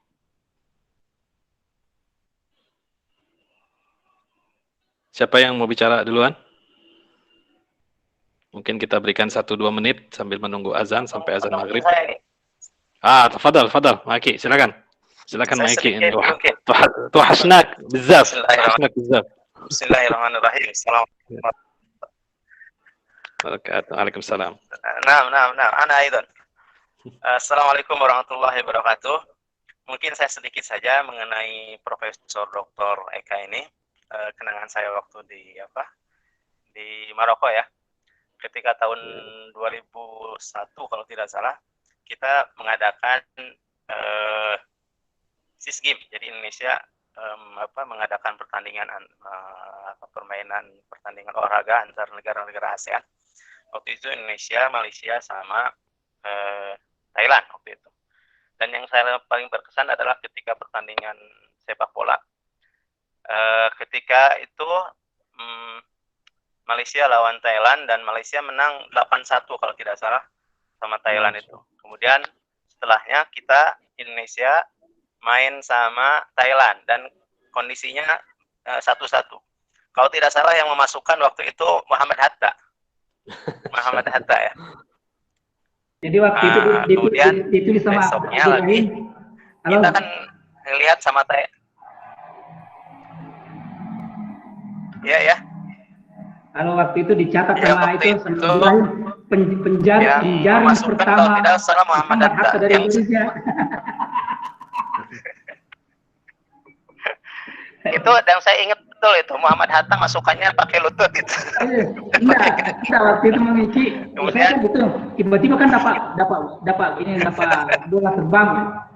Saya mau tendang, tidak kena kaki saya. Kok mantul di lutut saya, langsung masuk, terkece itu kipernya.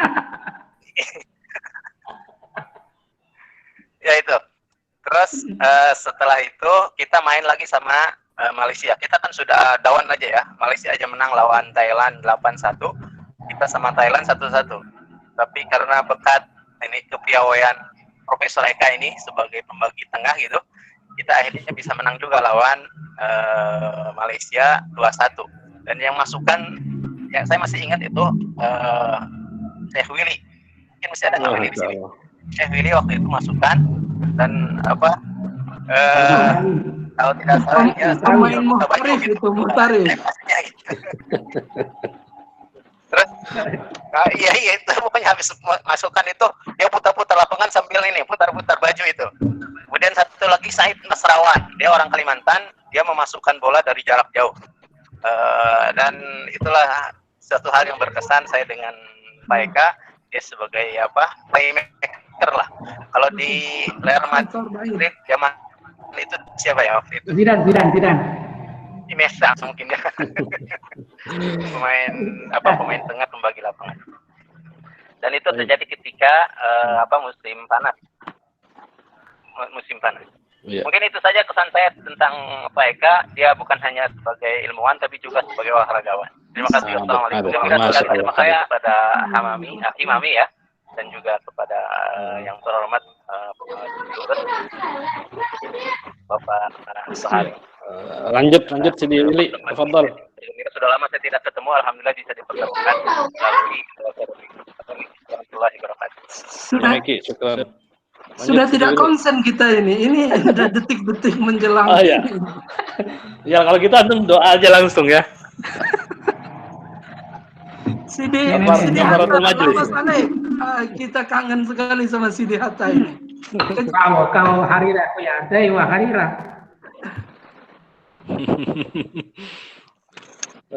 Ada yang mau disampaikan Sidi Willy? Sudah kita sampaikan dari telepati itu sama Dr. Eka. Tidak ada yang bisa diungkapkan lagi itu. Oke, baik. Oke, Ana sebelum menutup mungkin kembali ke Sidi Eka ini langsung melompat. Ini bagaimana agar kita bisa mengambil pelajaran dari jejak karir beliau yang ya boleh dikatakan cukup cepat ya. Ketua sudah maunya berarti sudah masuk di sana nih. Trik-trik untuk bisa mencapai profesor dan mengumpulkan KUM 850 itu gimana caranya? Kan nggak gampang itu. Saya kira mungkin cara cepatnya aja dalam waktu-waktu menjelang maghrib ini mudah-mudahan bisa bermanfaat untuk teman-teman, bisa dibagi pengalamannya. Tafadhol, Sidi Profesor Eka. Singkat aja. Kira-kira apa motivasi dan halo? Apakah bisa mendengar nih Sidi Eka?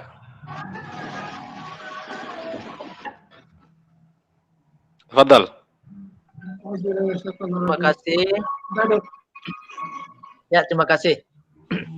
Pertama, sebenarnya saya itu bukan tipe akademisi ya. Saya itu tipe lapangan sebenarnya. Tipe suka olahraga, suka santai-santai, macam-macam lah. Sampai di Maroko dulu kan jadi drummer juga pernah. Tapi kegiatan-kegiatan akademik itu saya ikuti aja dengan sebisanya, dan alhamdulillah semua berproses. Jadi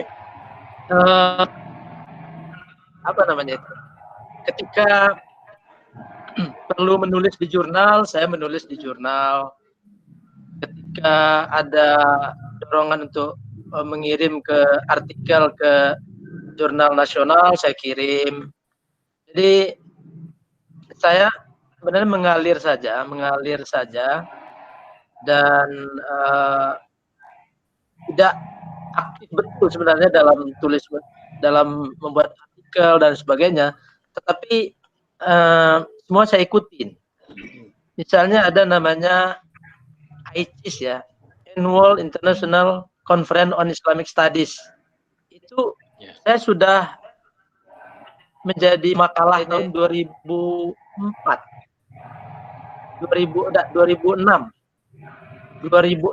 saya sudah menjadi pemakalah ICIS. Padahal itu baru balik dari Maroko. 2009 juga seperti itu. Nah, jadi saya ketika ada peluang-peluang itu saya ikuti. Misalnya ada RV, Academic Recharging RV, saya ikut RV ke Australia. Ya, saya memang mencari tantangannya. Kalau RV ke Maroko, ke Mesir, itu mungkin bahasa Minangnya takayuh biduk kaili. Jadi hal yang gampang gitu kan. Tapi saya cari tantangan membuat makalah dalam bahasa Inggris, lalu presentasi, dan saya yakin pasti lulus karena yang menguji itu juga teman kita gitu. Jadi saya diuntungkan oleh teman-teman juga. Ya, ada teman-teman kita, ada Mukhlis Hanafi dan lain sebagainya. Sehingga apa namanya kegiatan-kegiatan itu juga apa namanya menghasilkan karya ilmiah. Jadi ketika saya kumpul-kumpulkan ya akhirnya capailah 850 itu. Sebenarnya saya mengumpulkan sampai 1040-an. Kumnya itu 1040. Tapi kemudian ada yang diakui, ada yang tidak diakui, dan akhirnya ya yang 850-nya terpenuhi. Saya ingin berterima kasih kepada Pak Ade. Jadi makalah yang membuat saya memenuhi syarat untuk diangkat jadi guru besar itu, reviewernya adalah Pak Ade. Masya Allah, kita punya reviewer nasional tadi ya. Nah, jadi reviewer artikel saya di jurnal Studia Islamika itu adalah Pak Ade. Jadi sebenarnya artikel itu saya nggak tahu apakah layak atau tidak, tapi kan yang menilai Pak Ade, ya akhirnya terjadilah itu apa kong kalingkong di situ kan. Jadi ya, saya berterima kasih kepada Pak Ade yang sudah apa namanya memberikan penilaian yang positif. Jadi kalau kata Pak Ade ini layak, maka tulisan itu langsung dimuat di Studia Islamika yang berbahasa Arab. Jadi saya menulis artikel di Studia Islamika itu yang berbahasa Arab. Dan gara-gara tulisan itu dan satu tulisan lagi di jurnal di Italia, jurnal Conte, dua tulisan di artikel itu yang membuat saya memenuhi syarat untuk mengajukan ke guru besar. Jadi poinnya adalah apa namanya, saya tidak menyibukkan diri untuk menulis yang berat-berat itu, karena saya tidak tipe yang pun. Saya dengan Sidi Hatta itu orang yang sangat-sangat tekun.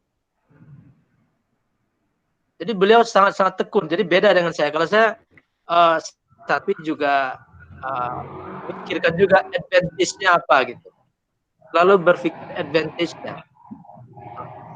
Sidi Hatta itu tekun sekali. Saya nggak bisa meniru dia. Dia bisa tidak keluar kamar itu berjam-jam, berhari-hari. Nah, makanya beliau ini sudah meraih gelar doktornya ini. Tapi karena satu dan lain hal, maka saya siap menerima Hatta ini menjadi mahasiswa di UIN Imam Bonjol Padang. Masya Allah. Masya Allah, promotor ya, promovendusnya ya. Promotornya langsung nih, rektor nih. Udah tinggal pindahkan aja itu disertasinya itu yang di Tetuan. Jadi saya tidak tipe yang serius begitu, tetapi menulis satu artikel untuk jurnal nasional, satu lagi ke jurnal internasional. Saya sudah mengirim tulisan ke jurnal internasional itu sebanyak 4 jurnal. 2 yang sudah dipakai, 2 lagi masih berproses. Nah, teman-teman sekalian, di perguruan tinggi itu orang yang paling pintar itu bukan orang yang punya ilmu. Di perguruan tinggi orang yang paling pintar adalah orang yang punya gelar. Nah, kita dari Timur Tengah ini ilmunya luar biasa banyaknya, tapi legalitasnya yang belum punya. Sehingga kalau ada event-event apa namanya akademik itu kita sering tersisih gitu.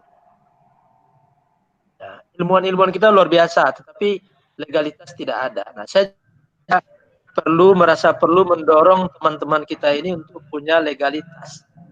Apa itu legalitas? Ya dapat ijazah S2, dapat ijazah S3, dapat gelar guru besar itu semuanya adalah legalitas. Nah, teman-teman kita banyak sekali yang pintar-pintar, hebat-hebat. Pokoknya kalau di sisi keilmuan, udah tewas semua itu. Ini Sidi Ketum ini luar biasa ini. Sidi Ketum kita ini. Tapi ya begitu tadi, dunia akademik selalu bertanya tentang legalitas itu. Jadi berdasarkan momen ini, saya mengajak teman-teman ini untuk juga memprioritaskan legalitas, bukan untuk kepentingan pribadi. Saya meraih guru besar itu juga dorongannya adalah untuk nama Timur Tengah. Untuk nama Timur Tengah. Saya pernah sampaikan kepada teman kita, Mukhlis Hanafi itu, ente itu berdosa nggak jadi guru besar, saya bilang. Sebab dengan jadi guru besar, itu beberapa peluang bisa ente raih. Kemudian nama Muru'ah Timur Tengah itu juga bisa diangkat. Jadi, Pak Ketum, saya berharap Pak Ketum ini pasti menjadi dosen di perguruan tinggi. Ya, perguruan tinggi, tidak peduli apakah negeri atau swasta. Itu dosen Universitas Internasional Indonesia itu, jangan main-main itu. Oke, jadi Ketum, tolong jangan disia-siakan gelar itu. Guru besar itu jangan disia-siakan. Jadi semakin banyak yang guru besar di Timur Tengah, itu posisi kita semakin bagus. Kita tidak hanya diangkat sebagai ustaz yang berceramah, tapi kita juga dijaga. Nah, ini mulai dari sekarang itu saya rasa teman-teman ini juga harus menyiapkan. Andai pun tidak maksimal atau pada ilmu, tapi juga memberikan kontribusi kepada teman-teman kita sehingga termotivasi dan sehingga dapat berbuat lebih banyak. Begitu. Terima kasih. Ini Husno. Iya, jazakallah khair. Masih ada yang mau masuk? Saya kasih kesempatan ini. Mungkin ternyata waktu 2 jam tidak cukup untuk kita bernostalgia dan lanjut malam. Beristifadah. Motivasi. Sebelumnya saya ucapkan dulu selamat berbuka puasa untuk semuanya. Entah nih mau dilanjutin apa gimana ini. Ya, saya kira mungkin kita terpaksa harus tutup sini. Nanti kita coba buka forum yang lain ya. Mudah-mudahan kita rencanakan halal bihalal. Kalaupun tidak bisa kopi darat, kita insya Allah akan buka kopi online. Kopi online dan dengan kopi samar. Ya, ya, mudah-mudahan kita bisa bertemu lagi. Tentunya kalimatul khitam banyak sekali tentunya tadi ya sudah kita dengarkan petua-petua dari profesor kita ini. Yang jelas hidup itu jalani saja, ya usaha yang maksimal, ya dan Allah yang punya takdir yang akan menentukan yang terbaik. Saya kira itu, dan tentunya kita tidak lupa di Maroko banyak pihak yang telah membantu kita, ya tentunya kita sangat berterima kasih. Sekian, ya, sehingga kita semua. Ya. Ini saya mungkin sebelum ditutup. Silakan, Fadal. Iya, tadi mau beli antum sebenarnya. Ya, saya mau komentari daripada Prof. Alhamdulillah. Ternyata profesor kita ini, ya sekali lagi saya katakan tadi, beliau telah menulis, kita akan tulis, Himami akan menulis dengan tinta emas prestasi beliau, karena beliau lah yang pertama mengharumkan nama Himami, dialah yang pertama satu-satunya sekarang menjadi guru besar. Ya, saya ternyuh sekali. Ya, beliau begitu low profile ya, ketawaduan beliau, subhanallah, ya di saat dia puncak akademisi begitu tinggi, namun begitu rendahnya tawadunya, dan yang paling menarik lagi, beliau ingin merangkul dan mengajak teman-teman Himami, sahabat Himami, bisa sama-sama sukses, ya. Insya Allah, mudah-mudahan yang jelas perlu saya sampaikan juga kepada Prof bahwa anggota Himami yang doktor itu sudah 36 dengan berbagai disiplin agama, ilmu agama ya. Ada ilmu hadis dan sebagainya. Dan master itu hampir 80 ya.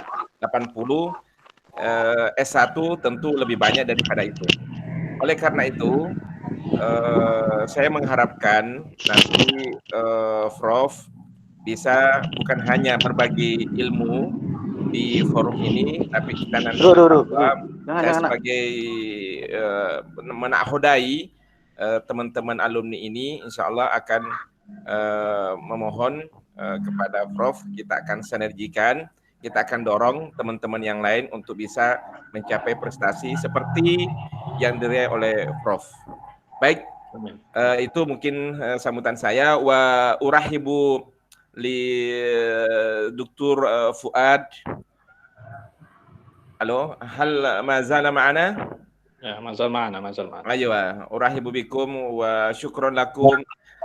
Salim balik tahiyatuna ila tahiyatana ila Rais Jami' Sidi Muhammad bin Abdullah. Insyaallah. Nah, terima kasih kepada Profesor Eka dan ternyata Muhammad Hatta, subhanallah, saya banyak juga bergaul dengan beliau. Ternyata banyak pengalaman-pengalaman yang beliau yang saya tidak ketahui. Ya, ternyata juga bisa memberikan inspirasi kepada kita. Insya Allah perlu saya sampaikan teman-teman ya, ini kita rekod ya, kita rekam. Nanti insya Allah kita kita sebarkan, karena ini saya rasa anggap dua pembicara kita hari ini adalah motivator ya, yang sangat bisa memberikan inspirasi, motivasi terhadap kita semua, khususnya ya yang anggota Himami dan junior-junior kita yang masih di Maroko di PPI. Sekian dan terima kasih kepada Pak Tosari. Alhamdulillah tadi juga pujian dari Maroko, Dr. Fuad, Pak Kiai Tosari, bahwa beliau masih menyaksikan bahwa tidak ada dubes yang sesuper dan sehebat Pak Kiai, selain Pak Kiai Tosari sampai detik ini di Maroko. Terima kasih, dan insya Allah berikutnya kita akan adakan lagi satu forum, mungkin dalam forum halal bihalal. Dan insya Allah Dr. Ustadz Abdul Somad siap untuk bergabung juga. Nanti dengan yang lainnya ada Dr. Ade Asnawi. Sekian, terima kasih sekali lagi kami atas nama Himami mengucapkan terima kasih partisipasi teman-teman semuanya. Sekian, Assalamualaikum warahmatullahi wabarakatuh. Waalaikumsalam warahmatullahi wabarakatuh. Syukran Sayyid Rais. Sebelum saya akhiri dengan doa kafaratul majlis, kita bersama bacakan. Ini Sidi Saifuddin Zuhri dan Pak Ade Asnawi mungkin mau sekedar say hello. Tafadhol sebelum kita tutup.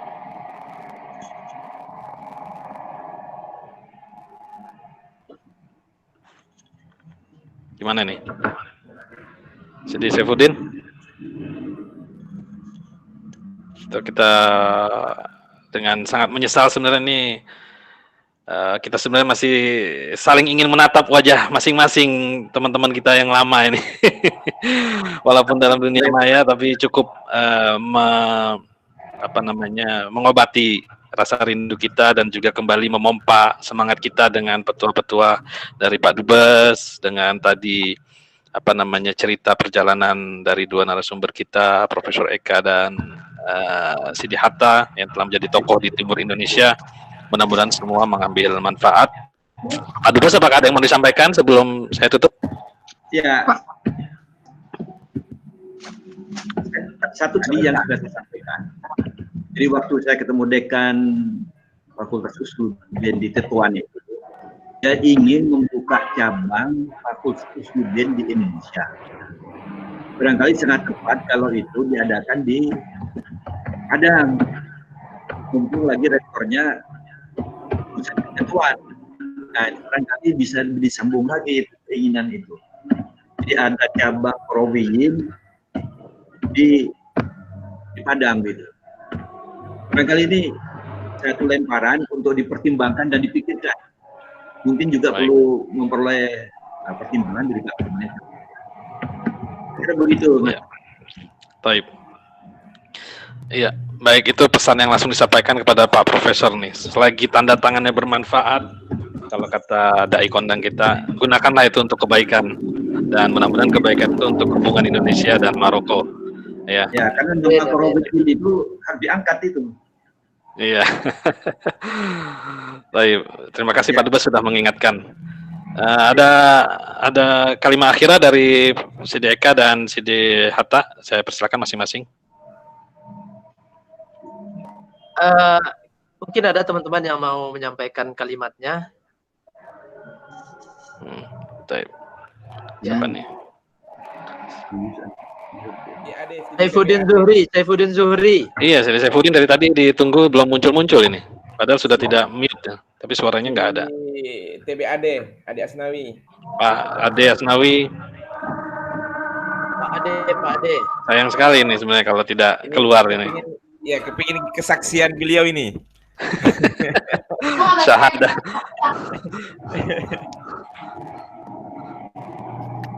Pak Willy muncul. Saya rasa juga banyak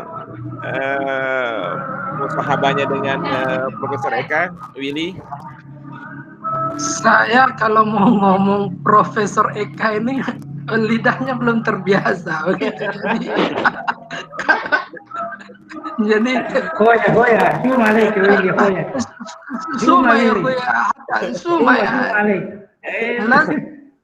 لازم نقعد في مرتين ونشرب اتاي وقهوه كده وبعدين نقلن بروفيسور مصدبه يعني.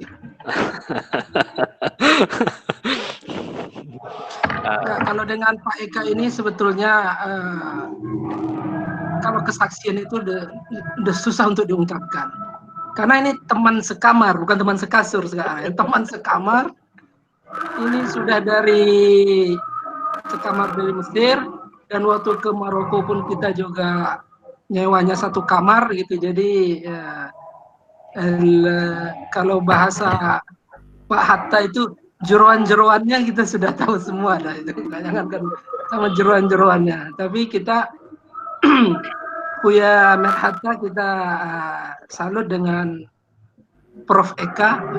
Ini luar biasa menyebut Prof Eka ini kan. Salutnya begini, dia kalau main bola, dia main bola juga gitu kan. Kalau main ke Martil sama Med Hatta, kita main juga ke Martil. Cuma yang sikit-sikit itu dia lewat juga. Ini. itu yang kita belum tembus itu Med Hatta. Yang sikit-sikitnya itu kita ya tidak tembus. Dia banyak kalah sama kita, tapi yang sikit-sikit itu kita dikalahkan sama dia. Jadi itulah ya sebagai kangen-kangenan kita, terutama ini Pak Med Hatta sama Saifuddin Zuhri ini. Saifuddin Zuhri ini pengen dengar bicaranya dan ketawanya. Itu ketawa Saifuddin Zuhri itu. Sayang katanya komputernya entah kenapa nih ada kesalahan teknis nggak bisa keluar suara katanya. Jadi betul Pak Ketua, jadi kita memang kemarin saya usulkan di grup itu kita harus halal bihalal, virtual halal bihalal. Kalau mau menghadirkan sampai 100 orang, 200 orang, kalau pakai itu kita punya. Kita siap menjadi hostnya. Bahkan kalau sampai mau 500 orang kita siapkan. Masya Allah. Sedikit itu mudir musibah sedikit.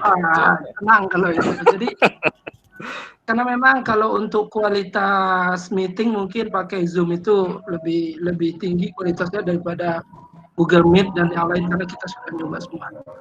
Jadi saya harap nanti di pertemuan virtual itu ya kita bisa minimal kalau yang untuk 100 orang unlimited kita sudah ada berapa akun yang bisa kita gunakan. Sekali lagi selamat Profesor Eka, salam dari banyak orang, dari teman-teman di Fakultas Dirasat Islamiyah, ada banyak mulai dari dekannya, wakil dekan sampai teman-teman yang pernah bergaul dengan Profesor Eka. Ini betul yang dikatakan oleh Pak Eka tadi, bahwasanya ini bukan kebanggaan dia sendiri, tapi kebanggaan alumni Timur Tengah secara umum.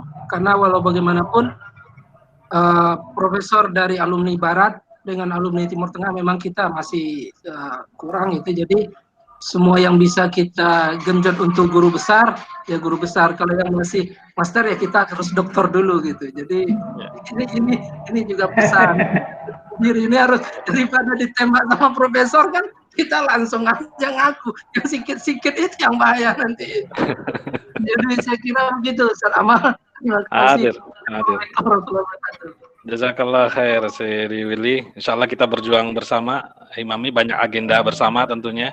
Mudah-mudahan dengan semakin erat kita komunikasi, Himami juga semakin maju dan hubungan Indonesia Maroko semakin erat.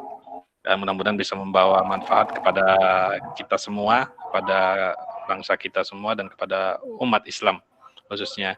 Saya kira mungkin terpaksa harus saya akhiri di sini karena masing-masing kita ingin berbuka. Insya Allah nanti kita buka forum halal bihalal, mungkin bisa lebih panjang ya dan lebih santai. Saya ucapkan terima kasih sekali lagi kepada Pak Dubes Tosari Wijaya atas kehadirannya dan juga kepada Sidi Rais Dialna, Sidi Ilyas Marwal, kepada Profesor Eka Putra Wirman tamu kita dan juga Profesor Hatta dari Timur Indonesia yang sudah bergabung bersama kita. Ada profesor-profesor lainnya, insya Allah, Profesor Willy, Profesor Eki, Profesor Ihsan, insya Allah ya Ketua PPI, antum sudah berada di tempat yang tepat untuk batu loncatan menjadi seorang profesor, ya, menjadi Ketua PPI. Ada di Profesor juga Saifuddin Zuhri, Akhin Al-Fadil min Maghrib, Fuad Razdir, marhaban bikum jami'an wa syukran lakum ala musyarakatikum. Nartaqi insyaallah fi munasabatin wa fursatin ukhra. Badumtum fi amanillah. Naktafi bihadzal qadar dan kita tutup dengan sama-sama membacakan hamdalah. Alhamdulillahirabbil alamin. Barakallahu fikum jami'an. Wassalamualaikum warahmatullahi taala wabarakatuh. Waalaikumsalam warahmatullahi wabarakatuh. Nufus Martil. Bukro, Ya, yang mau lanjut silakan dah yang mau lanjut. Masih direkod nggak tuh? Rekodnya dihilangin dulu. Masih direkod. Kalau mau lanjut rekodnya dihilangin dulu, nanti baru lanjut.